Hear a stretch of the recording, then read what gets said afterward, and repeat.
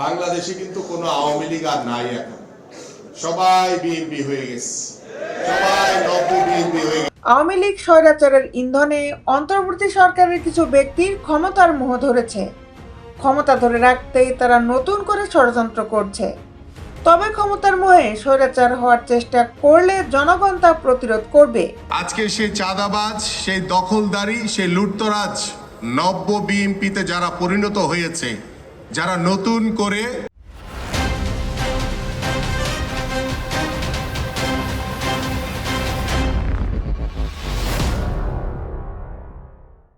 বিস্তারিত নিয়ে আপনাদের সাথে আছি আমি শামিমা সুলতানা। ক্ষমতার মোহে কেউ স্বৈরাচার হওয়ার চেষ্টা করবেন না উল্লেখ করে অন্তর্বর্তী সরকারকে উদ্দেশ্য করে বিএনপির ঢাকা মহানগর উত্তরের আহ্বায়ক আমিনুল হক বলেছেন, আওয়ামী স্বৈরাচারের ইন্ধনে অন্তর্বর্তী সরকারের কিছু ব্যক্তির ক্ষমতার মোহ ধরেছে। ক্ষমতা ধরে রাখতে তারা নতুন করে ষড়যন্ত্র করছে। সবাই বিএনপি হয়ে গেছে, সবাই নব্য বিএনপি হয়ে গেছে, এবং সেই নব্য বিএনপি, সেই আওয়ামী লীগ। তবে ক্ষমতার মোহে স্বৈরাচার হওয়ার চেষ্টা করলে জনগণ তা প্রতিরোধ করবে। বুধবার দুপুরে রাজধানীর মিরপুর ১ নম্বর জি ব্লক ঈদগাহ মাঠে ঢাকা মহানগর উত্তর শাহ আলী থানা বিএনপির কর্মী সভা ও রাষ্ট্র মেরামতের ৩১ দফার কর্মশালায় প্রধান আলোচকের বক্তব্যে তিনি এসব কথা বলেন। আমিনুল হক বলেন, আমরা দৃঢ়ভাবে বলতে চাই, দীর্ঘ ১৭ বছরে অনেক যুদ্ধ, ত্যাগ, তিতিক্ষার মাধ্যমে বাংলাদেশ নতুন করে স্বাধীন হয়েছে। দেশ স্বৈরাচার মুক্ত হয়েছে। সেই স্বৈরাচার মুক্ত বাংলাদেশে আমরা কাউকেই স্বৈরাচার হওয়ার সুযোগ দেব না। আপনাদের প্রতি আমার আহ্বান থাকবে, আপনারা সহনশীল থাকবেন, আপনারা ধৈর্যের পরিচয় দিবেন।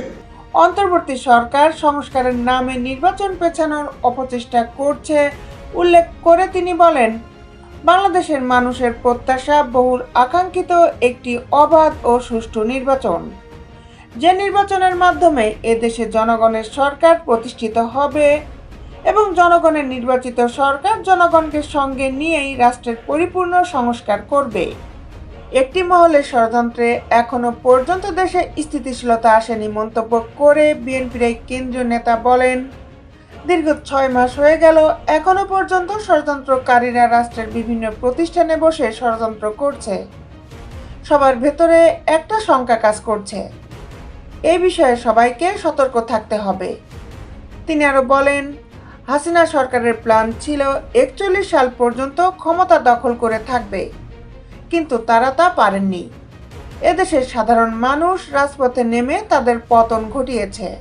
প্রধান অতিথির বক্তব্যে বিএনপি চেয়ারপারসনের উপদেষ্টা সাবেক সচিব মোহাম্মদ ইসমাইল জবিউল্লাহ বলেন, বিএনপি জনগণের ভোটে ক্ষমতায় গেলে ৩১ দফার রূপরেখা বাস্তবায়ন করবে। এটা জাতির কাছে অঙ্গীকারবদ্ধ।